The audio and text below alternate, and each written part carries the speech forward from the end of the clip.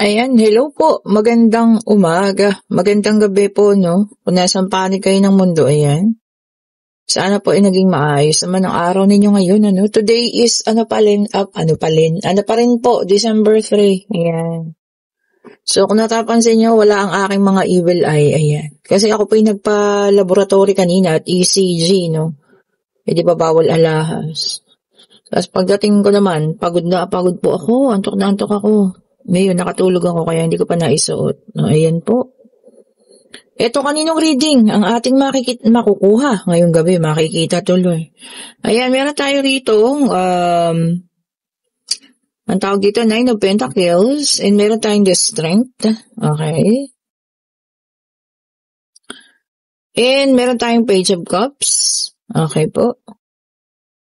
Tignan pa natin, ha? And meron tayo ritong Knight of Pentacles. Okay.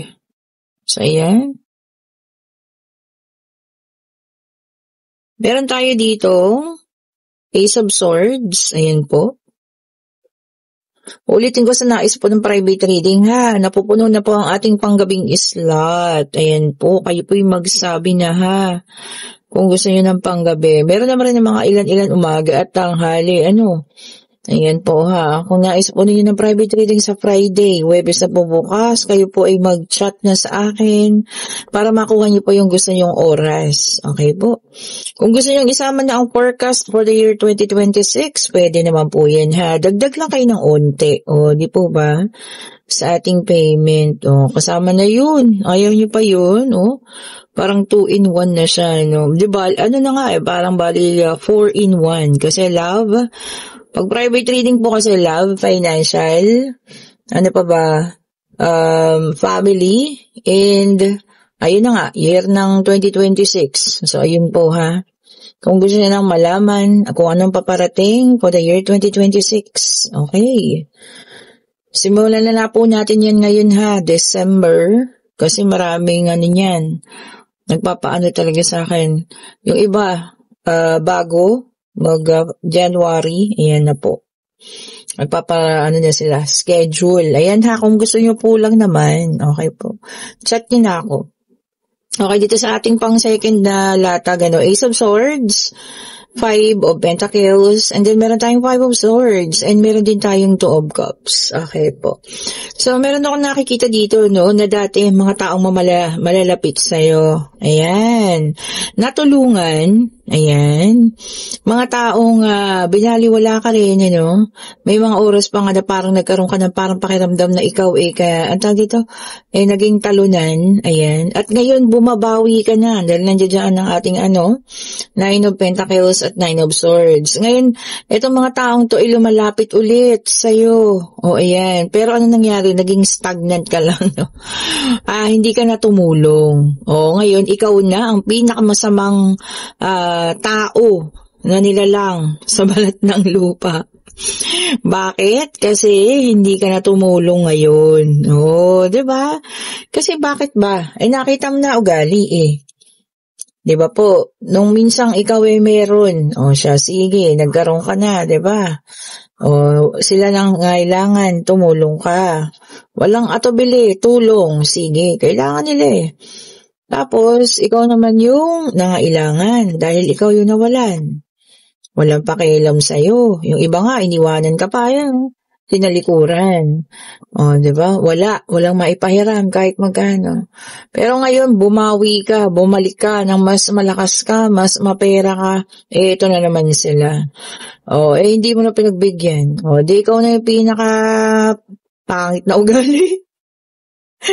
Di ba po? Ikaw na yung pinakamasamang tao.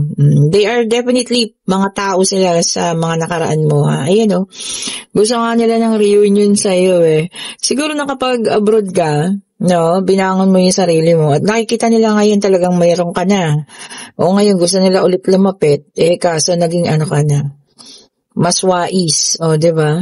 Sabi mo, dyan lang kayo. Dito lang, me. Di ba?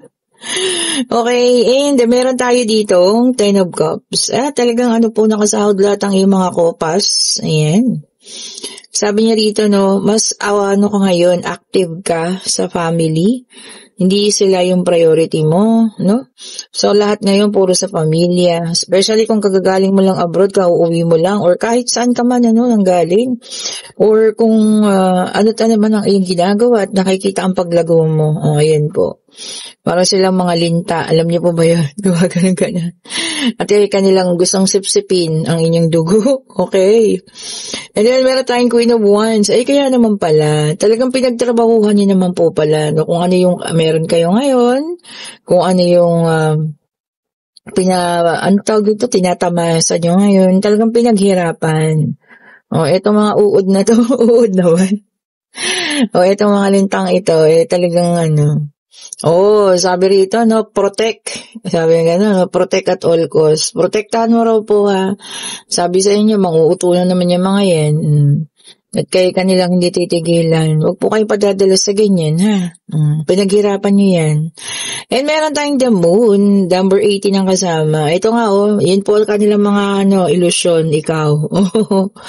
Yung mauto ka ulit, ha? Ikaw po ang kanilang ilusyon. Pero palagay ko naman hindi na.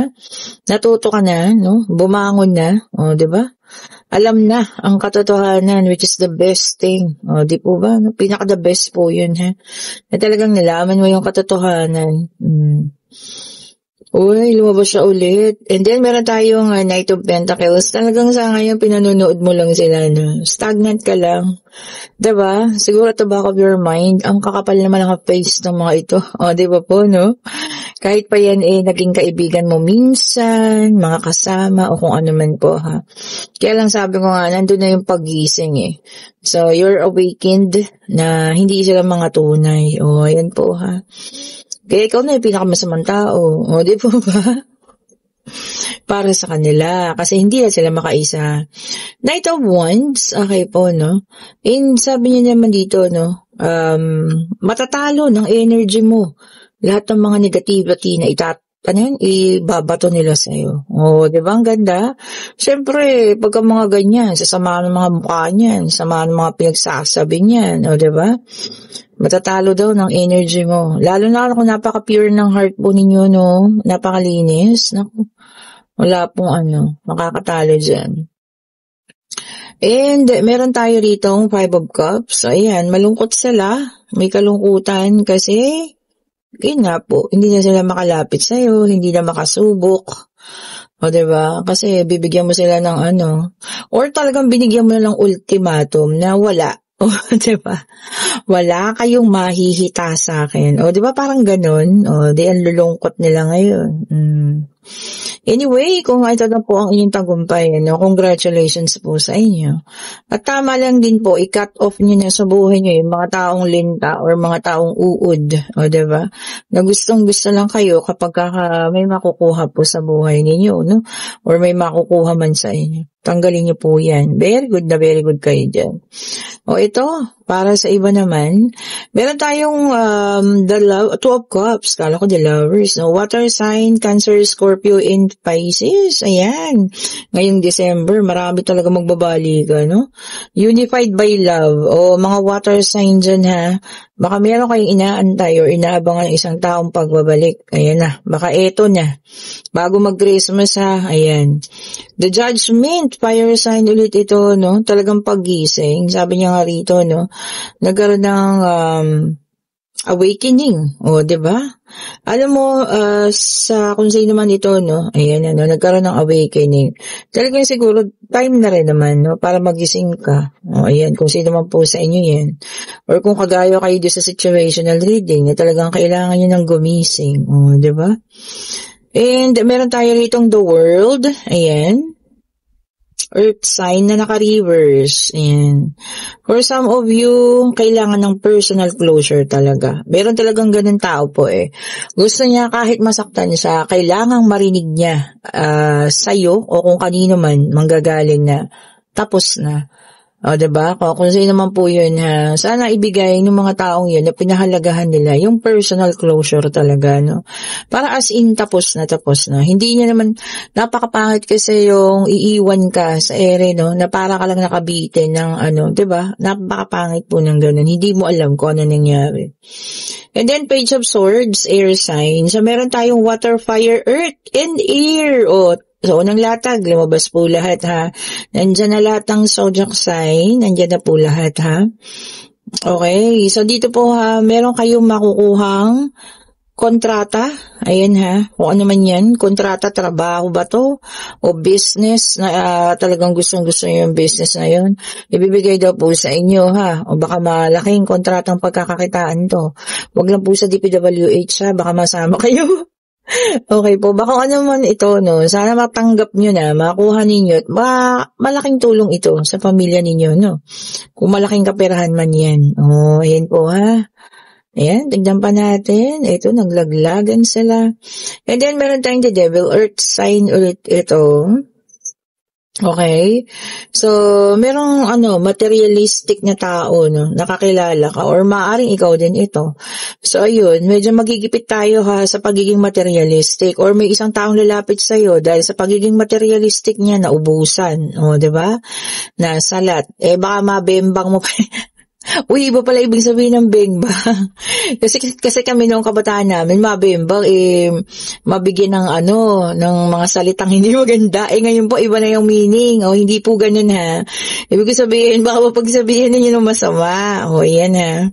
And then, Knight of Pentacles na naka-reverse, Earth sign ulit ito, no? O, somebody is greedy. O, swapang, baka may makakilala kayong swapang dyan or kasama ninyo sa trabaho niya, no? Or even kamag-anak ng swapang, sa swapangin, baka may mana, no? Tapos sa swapangin kayo, naku po.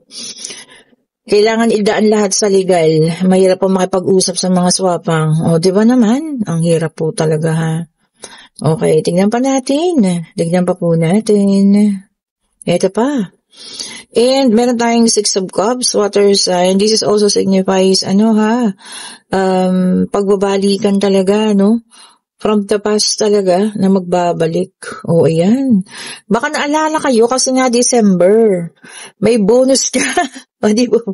Yun lang pala yung pinanterya. O, joke lang po yun ha. Hindi. Baka naalala kasi nga magdi-December. At alam niyo yun, naramdaman niya na mahal ka pa rin niya. O, pagbigyan. Kung talagang mahal pa kayo ha. At kung mahal niyo pa rin naman. O, di ba?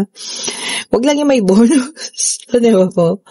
And then, meron tayong Seven of Pentacles, Earth sign. Ay, talagang yung iba sa inyo po, naman ngayon, samantalahin ang Christmas season at mas involved sa paghahanap buhay. So, kung nakikita nyo, no, ayan lang siya. Kayod ng kayod. Or kung sino man sa inyo yan. Siyempre nga, December. Na, yung iba kasi, diba, lalo na yung sa mga food business, talagang malakas ngayon yan. So, mas asan sila ngayon? Mas sasamantalahin nila yung tatrabaho kesa yung sa, alam niya, mga party-party o yan. Kung sino man mga nagtatrabaho dyan ha, sa food business or kung ano man yan, na talaga mas malakas ngayong Pasko, ayan po. Hataw lang, ingatan palagi yung katawan ha. O ngayon po, pwede na kayo magtanong pag-ibig, pangyayari, financial, o kung ano man ang gusto niyong malaman po ha. Tanong na natin, Divine Universe. Ibigay mo po sa kanila ang kanilang kasagutan. Pasensya na kayo ha, medyo napapaiksi ang ating video. Ayan. Ewan ko ba nagtatalunan ng mga baraha? And yes po, and talagang somebody is, may regrets. Merong talagang yung apathy, pag hihinayang, may remorse, ganyan, may pagsisisi. So, maaaring ito po ang taong ito, yung maaaring magparamdam sa inyo ngayong December ha. So, kung nakita nyo, dalawa yung pagbabalikan dyan. So, maaaring meron nga, somebody is coming back. Uy, gusto nyo yun? Yung sa iba gusto pero yung iba, meron din namang ayaw. So, case-to-case basis po ha. Okay po, kung nagugusto yung ating reading pa, like, pa-share, pa-subscribe, and hit the notification bell para lagi kayong updated sa mga bagong videos na nirelease natin. Sa lahat ng may gusto ng ating mga bracelet. O, ayan. Ito lang pala ang pwede ko nasuot. Talaga hindi ko to hinubad. Opo, alam niyo yan. Kahit nagpa-ECG ko. Okay lang naman, sabi ni ma'am, yung nurse. Okay po. Ayan. Umilaw. O, ibig sabihin, naku, baka magkakapera tayo. Bigayin na ba? Sa amin po, medyo matagal-tagal pa. Okay po. Ayan, sa pabango, modern na rin kayo. Ayan. Okay po, para mabango tayo buong taon at yung mga negativity, masaway ng mga pabango na yan. O, diba? Ayan po ha, i-click nyo yung link. Nandiyan lang po sa comment section. Thank you so much for watching. Have a great evening. Ingat po kayong lahat ha. Bye-bye po.